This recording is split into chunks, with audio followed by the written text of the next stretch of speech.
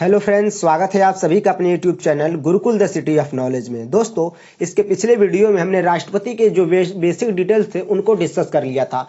आज का जो हमारा वीडियो राष्ट्रपति के कार्य एवं शक्तियों से संबंधित है। अर्थात आज की वीडियो में हम जानेंगे कि भारतीय संविधान के अंतर्गत राष्ट्रपति को कौन कौन से कार्य दिए गए हैं और उसकी शक्तियाँ क्या हैं। तो आइए वीडियो को स्टार्ट करते हैं। और वीडियो को स्टार्ट करने से पहले यदि आप हमारे चैनल पर नए हैं तो चैनल को जरूर सब्सक्राइब कर दीजिएगा। आप चाहें तो इसका पीडीएफ भी डाउनलोड कर सकते हैं, लिंक मैं वीडियो के अंत में डिस्क्रिप्शन बॉक्स में डाल दूंगा। तो आइए वीडियो को शुरू करते हैं। जैसा कि मैंने आप सभी को पिछली वीडियो में बताया था कि भारत में जो सबसे बड़ा संवैधानिक पद होता है वो राष्ट्रपति का पद होता है। यानी अगर बात करें भारत में सबसे बड़ा पद क्या है तो राष्ट्रपति का पद ही सबसे बड़ा पद है। और जो राष्ट्रपति होता है वह भारत का सर्वेसर्वा होता है। देश के अंदर जितने भी कार्य किए जाते हैं वो सभी कार्य जो होते हैं वो राष्ट्रपति के नाम पर ही किए जाते हैं। अर्थात प्रधानमंत्री जिन जिन कार्यों को संपादित करता है वे सभी कार्य जो होते हैं वे राष्ट्रपति के नाम से ही देश में किए जाते हैं। देखिए, आप देखेंगे तो भारतीय संविधान में जो संघीय सरकार का स्वरूप है, उसकी जो समुची कार्यपालिका कह सकते हैं, जो संघीय कार्यपालिका होती है, उसकी शक्तियों का जो प्रधान होता है वो राष्ट्रपति होता है। भारतीय संविधान के अनुच्छेद 53 में यह बताया गया है कि राष्ट्रपति जो होगा अपनी शक्तियों का प्रयोग कैसे करेगा। देखिए, जो संघीय कार्यपालिका होती है उसका जो हेड होता है वो राष्ट्रपति होता है। और उसी में भारतीय संविधान के अनुच्छेद 53 में आप देखेंगे तो यह बताया गया है कि जो राष्ट्रपति होगा अपनी शक्तियों का प्रयोग कैसे करेगा। अनुच्छेद 53 में यह कहा गया है कि राष्ट्रपति अपनी शक्तियों का प्रयोग स्वयं या अपने अधीनस्थों के माध्यम से करेगा। देखिए, होता यह है कि जो राष्ट्रपति होता है वो बहुत कम या कह सकते हैं सीमित मात्रा में अपनी शक्तियों का प्रयोग स्वयं के माध्यम से करता है, जबकि उसकी सारी शक्तियों का प्रयोग जो होता है वह अपने अधीनस्थों के माध्यम से करता है। अपने अधीनस्थों से तात्पर्य है कि वो जो सारी शक्तियां जो होती हैं उनका प्रयोग प्रधानमंत्री एवं उसके मंत्रिमंडल के द्वारा ही किया करता है। आप देखेंगे तो जो भारत में राष्ट्रपति की स्थिति है वो केवल नाम मात्र की कार्यपालिका का प्रधान होता है। संघ की कार्यपालिका का केवल नाम मात्र का प्रधान होता है, जबकि उसकी वास्तविक शक्तियों का प्रयोग प्रधानमंत्री एवं उसके मंत्रिमंडल के द्वारा किया जाता है। देखिए, भारतीय संविधान के अंतर्गत राष्ट्रपति को जितनी भी शक्तियां प्रदान की गई हैं उनको हम कुछ भागों में विभाजित कर सकते हैं। जैसे देखिए, पहला कार्यपालिका संबंधी शक्तियां हैं। इसके अलावा विधायी शक्तियां हैं, वित्तीय शक्तियां हैं, न्यायिक शक्तियां हैं। आप बात करेंगे तो इसके अंतर्गत सैन्य शक्तियां भी आएंगी। इसके अलावा भारतीय संविधान के द्वारा राष्ट्रपति को आपातकालीन शक्तियां प्रदान की गई है, वीटो शक्ति प्रदान की गई है, राजनीतिक शक्ति एवं स्व विवेक की शक्ति प्रदान की गई है। ये सभी शक्तियां जो है भारतीय संविधान के द्वारा राष्ट्रपति को प्रदान की गई है। और इन सभी शक्तियों का प्रयोग कह सकते हैं, इनमें से ज्यादा जो शक्तियां होती हैं वह राष्ट्रपति जो होता है प्रधानमंत्री एवं उसके मंत्रिमंडल के सलाह पर ही करता है। यानी उन्हीं के द्वारा इन शक्तियों का प्रयोग किया जाता है। और ये याद रखिएगा, कई बार क्वेश्चन पूछा गया है कि जो अनुच्छेद 53 है उसमें क्या प्रावधान है, जिसमें संघ की कार्यपालिका शक्ति का विस्तार किया गया है, यह याद रखिएगा। देखिए, तो इन शक्तियों को हम बारी बारी से डिस्कस करते हैं क्योंकि इन्हीं शक्तियों से कई बार क्वेश्चन बनाया जाता है। तो आइए देखते हैं कि सबसे पहले कार्यपालिका संबंधी शक्ति राष्ट्रपति को क्या प्राप्त है। तो देखिए, कार्यपालिका संबंधी शक्ति के अंदर आप सबसे पहले देखेंगे तो नियुक्ति की शक्ति है। देखिए, जो राष्ट्रपति होता है वह कह सकते हैं कि भारत में जो सबसे बड़े पोस्ट होते हैं, जो बड़े बड़े पोस्ट होते हैं उन पर नियुक्ति करता है। जो संवैधानिक पद भारतीय संविधान के द्वारा सृजित किए गए हैं उन पदों पर नियुक्ति करने का कार्य राष्ट्रपति के द्वारा किया जाता है। इसके आप देखेंगे नियुक्त किनकी नियुक्ति करता है। तो पहला आप देखिए, जो राष्ट्रपति होता है वो प्रधानमंत्री की नियुक्ति करता है एवं प्रधानमंत्री की सलाह पर मंत्रियों की नियुक्ति करता है। देखिए, भारतीय संविधान के अनुच्छेद 75 में कहा गया है कि जो राष्ट्रपति होगा वो बहुमत दल के नेता को प्रधानमंत्री के रूप में चुनेगा, यानी उनकी नियुक्ति प्रधानमंत्री के रूप में करेगा। फिर उनकी सलाह पर यानी प्रधानमंत्री की सलाह पर अन्य प्रधानमंत्रियों की नियुक्ति करेगा। और देखिए, यहाँ पर जो प्रधानमंत्री होते हैं वह जो अन्य मंत्री होते हैं ये राष्ट्रपति के प्रसाद पर्यंत कार्य करते हैं। कई बार ये भी क्वेश्चन में पूछा गया है, तो मैं आपसे बताता हूँ, जो अन्य मंत्री होते हैं, प्रधानमंत्री नहीं, जो कि अन्य मंत्री जिनका जो कह सकते हैं कि जिनकी नियुक्ति हुआ प्रधानमंत्री की सलाह पर करता है, वे सभी राष्ट्रपति के प्रसाद पर्यंत पद धारण करते हैं। और जो राष्ट्रपति होता है इनको इनके पद की शपथ दिलाता है। ये याद रखिएगा, इनके द्वारा जो अन्य मंत्रियों की नियुक्ति की जाती है उनका शपथ कौन दिलाता है, तो वह राष्ट्रपति ही होता है। इसके अलावा आप देखेंगे तो सर्वोच्च एवं उच्च न्यायालय के मुख्य न्यायाधीशों की नियुक्ति भी राष्ट्रपति के द्वारा की जाती है। देखिए, इसके अलावा संघ लोक सेवा आयोग के अध्यक्ष और सदस्य की नियुक्ति भी जो है राष्ट्रपति के द्वारा ही की जाती है। मैंने अभी बताया कि जो भारत के सब बड़े बड़े पोस्ट हैं, जो संवैधानिक निकाय है, उनका कह सकते हैं उनके सदस्यों की नियुक्ति जो की जाती है वो राष्ट्रपति के द्वारा ही की जाती है। इसके अलावा आप देखेंगे तो राज्यों के राज्यपालों एवं केंद्र शासित प्रदेशों में प्रशासकों की नियुक्ति राष्ट्रपति के द्वारा की जाती है। देखिए, जो राज्यों के राज्यपाल होते हैं वो भी राष्ट्रपति के प्रसाद पर्यंत ही पद धारण करते हैं। इसके अलावा देखिए, ये सभी आप देखेंगे तो इन नियुक्ति से संबंधित इसके अलावा कुछ आयोगों का गठन भी करता है। देखिए, जो राष्ट्रपति होता है वह वित्त आयोग का गठन करता है। देखिए, भारतीय संविधान के अनुच्छेद 280 में वित्त आयोग के गठन संबंधी प्रावधान किए गए हैं।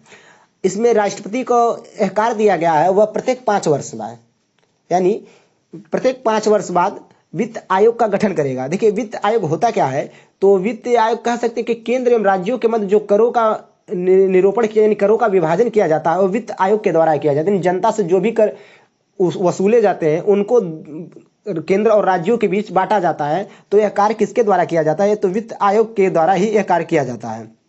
इसके अलावा देखेंगे तो अनुसूचित जाति, अनुसूचित जनजाति एवं पिछड़ा वर्ग आयोग का गठन। देखिए, राष्ट्रपति जो होता है किसी क्षेत्र को अनुसूचित जाति या जनजाति क्षेत्र घोषित करना, इसके अलावा इन पिछड़े वर्गों के उत्थान के लिए कह सकते हैं इनके सहयोग के लिए अनुसूचित जाति, अनुसूचित जनजाति तथा पिछड़ा वर्ग आयोग का गठन करता है। इसके अलावा आप देखेंगे तो अंतर्राज्यीय परिषद का गठन। देखिए, भारतीय संविधान के अनुच्छेद 263 में अंतर्राज्यीय परिषद के गठन संबंधी प्रावधान किया है। अंतर्राज्यीय परिषद होता क्या है, तो ये समझ लीजिए। देखिए, अंतर्राज्यीय जो परिषद होता है वो राज्यों के मध्य विवादों को सुलझाने का कार्य करता है। यानी किसी स्थिति में यानी दो राज्यों के मध्य विवाद होता है तो ऐसे विवादों का जो निपटारा किया जाता है वो अंतर्राज्यीय परिषद के द्वारा ही किया जाता है। तो इसका प्रावधान किसमें किया गया, तो अनुच्छेद 263 में किया गया, याद रखिएगा। इसके अलावा आप देखेंगे तो जो राष्ट्रपति होता है उसको अधिकार दिया गया है वह संसद के सदस्यों का मनोनयन कर सकता है। देखिए, आप देखेंगे तो भारतीय संविधान के अनुच्छेद 80(3) में जो कि राज्यसभा में जो राष्ट्रपति होता है और राज्यसभा में 12 सदस्यों को मनोनीत करता है जो कि विभिन्न क्षेत्रों से संबंधित होते हैं, जैसे कला से, साहित्य से, विज्ञान से और सामाजिक सेवा से। इन सभी क्षेत्रों से राष्ट्रपति को यह अधिकार दिया गया है कि वह 12 सदस्यों का मनोनयन राज्यसभा में कर सकता है। इसके अलावा एक और प्रावधान था कि भारतीय संविधान 331 के तहत आप देखेंगे तो जो राष्ट्रपति होता था और लोकसभा में 2 सदस्य एंग्लो इंडियन का मनोनयन भी कर सकता था, लेकिन इसको हाल ही में भारत सरकार द्वारा समाप्त कर दिया गया। अब केवल जो राष्ट्रपति होता है, जो राष्ट्रपति होगा और राज्यसभा में केवल 12 सदस्यों को मनोनीत कर सकता है। तो ये अधिकार भी राष्ट्रपति को दिया गया है, ये भी उसके कार्य हैं। तो ये सभी कार्य उसके कार्यपालिका कार्य के संबंधी के अंतर्गत, उसके कार्यपालिका के कार्य के अंतर्गत आते हैं और इन कार्यों को राष्ट्रपति के द्वारा ही किया जाता है। इसके अलावा बात करते हैं कि राष्ट्रपति की विधायी शक्तियां क्या हैं। यानी विधायी शक्तियों से तात्पर्य है कि विधेयक बनाने संबंधी शक्ति क्या है। यहाँ पर देखिए, विधायी शक्तियों के बारे में यहाँ पर 2 बातें जाने के। राष्ट्रपति कुछ ऐसे विधेयक होते हैं जिन पर पूर्व में अनुमति देता है और कुछ ऐसे विधेयक होते हैं जिन पर पहले लोकसभा पारित करता है, फिर राज्यसभा पारित करता है और बाद में वो राष्ट्रपति के पास जाता है। तो सबसे पहले हम ऐसे विधेयकों को जान लेते हैं जिन पर जो राष्ट्रपति होता है पूर्व में अनुमति देता है। देखिए, जैसे कि धन विधेयक हो गया। धन विधेयक जो होता है वो उस पर जो राष्ट्रपति होता है वो पूर्व में अनुमति देता है। इसके अलावा जो संविधान संशोधन जैसे संबंधी विधेयक आते हैं उन पर भी राष्ट्रपति की अनुमति पूर्व में जरूरी होती है। इसके अलावा बात करेंगे कि किसी राज्य के निर्माण करना हो या किसी राज्य के क्षेत्र या सीमा में परिवर्तन करना हो या नाम में परिवर्तन करना हो तो ऐसे विधेयक भी राष्ट्रपति के पूर्व अनुमति से ही संसद में पेश किए जाते हैं। और एक सबसे इंपॉर्टेंट है इसमें, ऐसे विधेयक पर भी जिनमें अगर संचित निधि से खर्च करने का प्रावधान किया गया उस पर भी राष्ट्रपति की पूर्व अनुमति आवश्यक होती है। तो देखिए, इसमें जो राष्ट्रपति की विधायी संबंधी शक्तियां होती हैं उनको हम देखते हैं। तो देखिए, जो राष्ट्रपति होता है वो संसद का अभिन्न अंग होता है। आपने पढ़ा होगा कि संसद का जो निर्माण होता है लोकसभा, राज्यसभा एवं राष्ट्रपति से मिलकर होता है। तो इसके अलावा और जो राष्ट्रपति होता है, राष्ट्रपति के हस्ताक्षर के बिना कोई भी विधेयक कानून नहीं बन सकता। यानी राष्ट्रपति का जब तक किसी विधेयक पर हस्ताक्षर नहीं कर सकता, साइन नहीं कर देता है, तब तक वह विधेयक कानून नहीं माना जाता है। तो अंतिम रूप से इसे पारित कौन करता है, तो इसे राष्ट्रपति के द्वारा ही पारित किया जाता है। देखिए, इसके अलावा आप देखेंगे इसकी विधायी संबंधी शक्तियों के अंतर्गत तो राष्ट्रपति को अध्यादेश जारी करने की शक्ति होती है और शक्ति इसे भारतीय संविधान के अनुच्छेद 123 के अंतर्गत कह सकते तहत प्रदान की गई है। देखिए, ये बहुत इंपॉर्टेंट, कई बार एग्जाम में पूछा गया है। अध्यादेश जारी करने की शक्ति का संबंध अनुच्छेद 123 से है। और जो जैसे कभी अध्यादेश होता क्या है, तो देखिए, जब कह सकते हैं कि संसद का सत्र ना चल रहा हो, यानी संसद की बैठक नहीं चल रही हो, तो जो राष्ट्रपति होता है अगर कह सकते किसी मुद्दे पर या विधि निर्माण करके अध्यादेश जारी कर सकता है। देखिए, जो राष्ट्रपति होता है वह जब विधि निर्माण के लिए अध्यादेश जारी करता है तो देखिए वो किन किन विषयों पर जारी कर सकता है। तो पहले देखिए सामान्य स्थितियों में राष्ट्रपति जो होता है वो संघ सूची और समवर्ती सूची के विषयों पर ही अध्यादेश जारी कर सकता है। लेकिन अगर किसी राज्य में अनुच्छेद 356 के तहत राष्ट्रपति शासन लागू हुआ हो तो राष्ट्रपति को अधिकार है कि वहाँ के राज्य सूची के जो विषय हैं उन पर भी वह अध्यादेश जारी कर सकता है। देखिए जब राष्ट्रपति अध्यादेश जारी करता है तो इसके लिए आवश्यक है कि जब सदन की पहली बैठक होती है, जब सदन की बैठक होती है तो उसके 6 सप्ताह के भीतर ही उसका अनुमोदन आवश्यक होता है। यदि अनुमोदन नहीं किया जाता है संसद द्वारा तो उसे कह सकते हैं कि उसे समाप्त कर दिया जाता है। और इसके लिए देखिए जो अध्यादेश की अधिकतम अवधि होती है वह 6 महीने 6 सप्ताह होती है, अर्थात 7.5 महीना जो राष्ट्रपति का अध्यादेश होता है वह वैलिड होता है। अगर संसद अनुमोदन नहीं करती इसके बाद उसे समाप्त माना जाता है, यानी वह समाप्त हो जाता है। तो याद रखिएगा, तो राष्ट्रपति को अनुच्छेद 123 के तहत अध्यादेश जारी करने की शक्ति भी संविधान के द्वारा प्रदान की गई। इसके अलावा आप देखेंगे तो संसद को संबोधित करना एवं संसद को संदेश भेजने की शक्ति। देखिए जब भी कह सकते हैं कि प्रत्येक वर्ष का जो प्रथम सत्र होता है उसमें जो राष्ट्रपति होता है वह संसद को संबोधित करता है। इसके अलावा संसद को संदेश भेजने की शक्ति भी राष्ट्रपति को दी गई है। हालांकि अभी तक राष्ट्रपति ने कोई भी संदेश कह सकते हैं कि संसद को नहीं भेजा है, लेकिन यह शक्ति भी राष्ट्रपति को भारतीय संविधान के द्वारा प्रदान की गई है। तो यह याद रखिएगा कि चुनाव की पहली बैठक और प्रत्येक वर्ष का जो प्रथम सत्र होता है उसमें जो दोनों सदनों को संबोधित करता है वो राष्ट्रपति ही करता है। और वह भाषण दोनों से मतलब कह सकते हैं संयुक्त रूप से भाषण दे सकता है या किसी एक सदन में जाके भाषण दे सकता है। तो दोनों सदनों को संबोधित करना एवं संसद को संदेश भेजने की शक्ति भी राष्ट्रपति को प्रदान की गई है।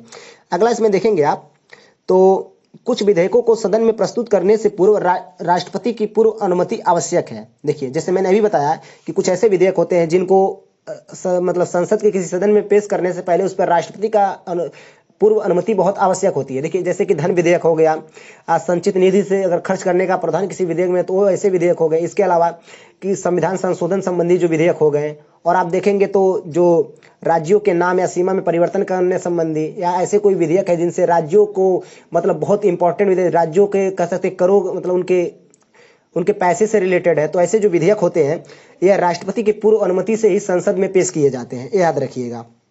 इसके अलावा देखेंगे तो संसद का सत्र बुलाने, सत्रावसान एवं लोकसभा को भंग करने की शक्ति राष्ट्रपति को प्रदान की गई है। देखिए जो लोकसभा को भंग करने की शक्ति राष्ट्रपति को दी गई है वो अनुच्छेद 85 के तहत दी गई है। देखिए संसद का सत्र बुलाने, सत्रावसान अर्थात कुछ समय के लिए उन्हें स्थगित करना और लोकसभा को भंग करने की भी शक्ति राष्ट्रपति को प्रदान की गई है। खासकर यहाँ पर देखेंगे तो सामान्यतः जो होता है वह लोकसभा को भंग स्वविवेक के आधार पर कर सकता है, और कभी कभी कह सकते हैं जो प्रधानमंत्री की सलाह पर भी वो लोकसभा को भंग कर सकता है। इसके अलावा अगला इसमें देखेंगे अगली शक्ति क्या प्रदान की विधायी शक्ति के अंतर्गत, तो संयुक्त अधिवेशन बुलाने की शक्ति अनुच्छेद 108 के तहत। देखिए भारतीय संविधान के अनुच्छेद 108 के तहत राष्ट्रपति को यह अधिकार दिए हैं, यह अधिकार एवं शक्ति प्रदान की गई है। यदि किसी विधेयक पर राज्यसभा यानी संसद के दोनों सदनों के बीच अगर कोई विवाद उत्पन्न होता है तो जो राष्ट्रपति होता है वह दोनों की संयुक्त बैठक बुला सकता है। तो याद रखिएगा दोनों संयुक्त अधिवेशन बुलाने की जो शक्ति है वो राष्ट्रपति को अनुच्छेद 108 के तहत प्रदान की गई है। इसके अलावा आप देखेंगे तो विधायी शक्तियों में क्या, संसद का अभिन्न अंग होता है, अध्यादेश जारी करने की शक्ति है, संसद को संबोधित करता है, कुछ विधेयकों पर वह पूर्व में अनुमति देता है, और इसके अलावा आप देखेंगे लोकसभा को भंग करने की शक्ति है और संयुक्त अधिवेशन बुलाने की शक्ति है। इसके अलावा आप बात करें कि राष्ट्रपति की वित्तीय शक्तियां क्या है, तो देखिए वित्तीय शक्तियों से मतलब है कि पैसे से जुड़ी उसकी जो शक्तियां हैं। वित्तीय शक्तियों के अंतर्गत आप देखेंगे तो देखिए धन विधेयक के संबंध में राष्ट्रपति की पूर्व अनुमति, मैंने जस्ट अभी बताया क्योंकि धन विधेयक जो होता है वित्त से संबंधित होता है। देखिए जो कह सकते धन विधेयक होता है उस पर राष्ट्रपति की अनुमति पूर्व में आवश्यक होती है। और इसके अलावा देखिए जो धन विधेयक होता है हमेशा लोकसभा में, याद रखिएगा कि हमेशा लोकसभा में पेश किया जाता है, और इसके बाद राज्यसभा में जब भेजा जाता है तो राज्यसभा के केवल 14 दिन का मौका दिया जाता है कि इसको पारित कर दे। यदि वो विधेयक को 14 दिन के अंदर पारित नहीं करता है तो जो धन विधेयक होता है वह स्वतः पारित हो जाता है। और यहाँ एक बात और याद रखिएगा, कई बार एक क्वेश्चन पूछा गया है कि धन विधेयक को धन विधेयक के रूप में कौन घोषित करता है, यानी कौन बताएगा कि यह धन विधेयक है या नहीं, तो यह लोकसभा अध्यक्ष बताता है। यानी धन विधेयक है, कोई विधेयक धन विधेयक है या नहीं, यह घोषित कौन करता है? तो यह लोकसभा अध्यक्ष करता है। तो याद रखिएगा, धन विधेयक के संबंध में राष्ट्रपति की जो अनुमति होती है पूर्व में लेनी होती है। इसके अलावा आप देखेंगे तो जो राष्ट्रपति होता है वार्षिक वित्तीय विवरण यानी बजट को संसद के समक्ष रखवाता है। देखिए, हालांकि आप भारतीय संविधान में देखेंगे तो बजट शब्द का प्रयोग नहीं किया गया है। अनुच्छेद 112 के तहत राष्ट्रपति का यह कार्य है कि वह वार्षिक वित्तीय विवरण, जिसे हम शॉर्टकट में कह सकते हैं, व्यवहारिक रूप में बजट के नाम से जानते हैं, उसको संसद के समक्ष पेश करवाता है। तो यह कार्य भी राष्ट्रपति को ही दिया गया है। और बजट संबंधी जो प्रावधान किए गए भारतीय संविधान में किसमें किए गए हैं? तो याद रखिएगा, अनुच्छेद 112 में किए गए हैं। इसके अलावा देखेंगे तो आकस्मिक निधि, अनुच्छेद 267, देखिए अनुच्छेद 267 में आकस्मिक निधि संबंधी प्रावधान किया गया। देखिए, आकस्मिक निधि होता क्या है कि किसी कह सकते हैं कि इस पर जो राष्ट्रपति का पूर्ण नियंत्रण होता है। यानी आकस्मिक निधि क्या है? तो यह आपात स्थिति में इसका जो मतलब इसमें जो पैसे रखे जाते हैं वो आपात स्थितियों के लिए रखे जाते हैं। और इनसे अगर यदि प्रधानमंत्री या सरकार को पैसे निकालना होता है तो इसके लिए राष्ट्रपति से पूर्व अनुमति आपको लेनी होगी। तो इस पर जो पूर्ण नियंत्रण होता है वो राष्ट्रपति का होता है, याद रखिएगा। और इन्हें आप कह सकते हैं कि जो आपात स्थितियों के लिए बनाया जाता है। इसके अलावा आप देखेंगे तो राष्ट्रपति प्रत्येक वर्ष वित्त आयोग का गठन करता है। यहां देखिएगा, यह प्रत्येक वर्ष नहीं दोस्तों, प्रत्येक 5 वर्ष बाद, 5 वर्ष में वित्त आयोग का गठन करता है। मैंने बताया कि वित्त आयोग क्या होता है, तो यह राज्यों एवं केंद्र के मध्य राज्य सरकार एवं केंद्र सरकार के मध्य करों का विभाजन करता है, यानी करों का निर्धारण करता है। यानी जो जनता से टैक्स वसूले जाते हैं उन करों का जो विभाजन किया जाता है, बंटवारा किया जाता है, वो वित्त आयोग के द्वारा ही किया जाता है। और इनका जो गठन किया जाता है वो प्रत्येक 5 वर्ष में किया जाता है। और उनके जो सदस्यों की नियुक्ति की जाती है वो राष्ट्रपति के द्वारा ही की जाती है। इसके अलावा आप देखेंगे अनुदान की कोई भी मांग राष्ट्रपति की सिफारिश के बिना नहीं की जा सकती। अनुच्छेद 113 में यह कहा गया है कि अनुदान की कोई भी मांग राष्ट्रपति की सिफारिश के बिना नहीं की जा सकती। यानी यदि राष्ट्रपति सिफारिश करता है तो ही सरकार के अनुदानों की मांग की सरकार अनुदान की मांग कर सकती है, यह याद रखिएगा। इसके अलावा हमने इसमें जो इसकी कह सकते हैं कि वित्तीय शक्तियां थी उसमें देखा कि धन विधेयक के संबंध में इसको वित्तीय शक्तियां प्रदान है, उस पर जो अनुमति पूर्व में लेनी होती है। और जो बजट पेश कर जो राष्ट्रपति होता है वह संसद में बजट पेश करवाता है। और आकस्मिक निधि पर इसका पूर्ण नियंत्रण होता है। इसके अलावा अब हम बात करते हैं कि राष्ट्रपति के न्यायिक शक्तियां क्या हैं। देखिए, भारतीय संविधान के द्वारा राष्ट्रपति को कुछ न्यायिक शक्तियां भी प्रदान की गई। इनके अंदर अगर आप देखेंगे तो पहला है क्षमादान की शक्ति। भारतीय संविधान का जो अनुच्छेद 72 है इसके द्वारा राष्ट्रपति को यह क्षमादान की शक्ति प्रदान करता है। यानी जो राष्ट्रपति होता है वह किसी को, चाहे वो अपराधी राज्य स्तर का हो या देश स्तर का हो, उसके जो दंड होता है उसको क्षमा कर सकता है। जो यानी जो उसको सजा दी गई होती है उसमें कह सकते हैं कमी कर सकता है, या कह सकते हैं कि उसको पूरी तरह से कमी कर दे या पूरी तरह से उसको माफ कर सकता है। देखिए, यहाँ पर एक बात याद रखिएगा, जो मृत्यु दंड होता है उसका केवल राष्ट्रपति ही माफ कर सकता है, यह राज्यपाल नहीं। कई बार क्वेश्चन में पूछा गया है कि मृत्यु दंड को कौन माफ कर सकता है, कई बार राज्यपाल भी दे दिया जाता है। तो राज्यपाल मृत्यु दंड को माफ नहीं कर सकता, यह शक्ति केवल राष्ट्रपति को दी गई है।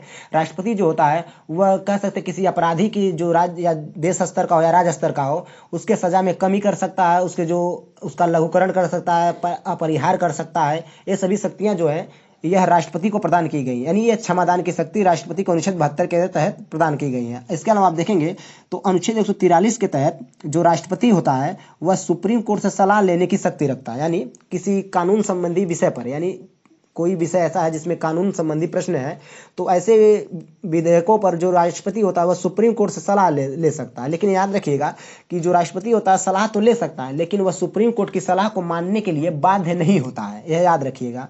तो इसमें आप देखेंगे, इसके अलावा एक चीज़ और याद कर सकते हैं कि इसमें आप जो सुप्रीम कोर्ट या हाई कोर्ट के जज होते हैं उनकी नियुक्ति भी राष्ट्रपति के द्वारा ही की जा सकती है। उनको हटाने की शक्ति भी राष्ट्रपति को ही प्राप्त है।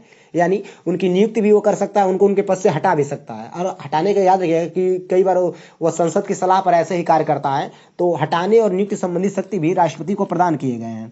तो इसके न्यायिक शक्तियों के अंतर्गत आप देखेंगे तो क्षमादान की शक्ति, इसके अलावा अनुच्छेद 143 जो है वह सुप्रीम कोर्ट से सलाह लेने की शक्ति, ये दोनों शक्तियां इसके न्यायिक शक्तियों के अंतर्गत आती हैं। इसके अलावा बात करें इसकी सैन्य शक्तियां क्या है, यानी सैनिक सेना से संबंधित इसकी शक्तियां क्या हैं। तो देखिए, जो राष्ट्रपति होता है तीनों सेनाओं अर्थात जल, वायु एवं थल का सर्वोच्च सेनापति होता है। यानी जो भारत की तीनों सेनाएं होती हैं जिन्हें हम नेवी फोर्स, एयरफोर्स और आर्मी के नाम से जानते हैं, इनका जो सर्वोच्च सेनापति होता है वह राष्ट्रपति ही होता है। इसके अलावा आप देखेंगे तो जो राष्ट्रपति होता है वह युद्ध एवं शांति की घोषणा करता है। यदि किसी देश के साथ युद्ध हो रहा है तो इस स्थिति में राष्ट्रपति ही यह घोषणा कर सकता है कि उस युद्ध की समाप्ति हुई है या नहीं है, या शांति की घोषणा। जो ये सभी कार्य किए जाते हैं ये राष्ट्रपति के द्वारा ही किए जाते हैं, अर्थात जो युद्ध एवं शांति की घोषणा करता है वो राष्ट्रपति के द्वारा ही किया जाता है। तो दोस्तों आज की वीडियो में बस इतना ही। बाकी की जो राष्ट्रपति की शक्तियां हैं उसको हम अगले वीडियो में डिस्कस करेंगे। तो मिलते हैं अगले वीडियो में, तब तक के लिए धन्यवाद। जय हिंद दोस्तों। यदि वीडियो आप सभी को पसंद आता है तो वीडियो को लाइक कीजिए और अपने दोस्तों के साथ शेयर कीजिए। साथ ही साथ हमें कमेंट बॉक्स में जरूर बताइएगा कि वीडियो आप सभी को कैसा लगा।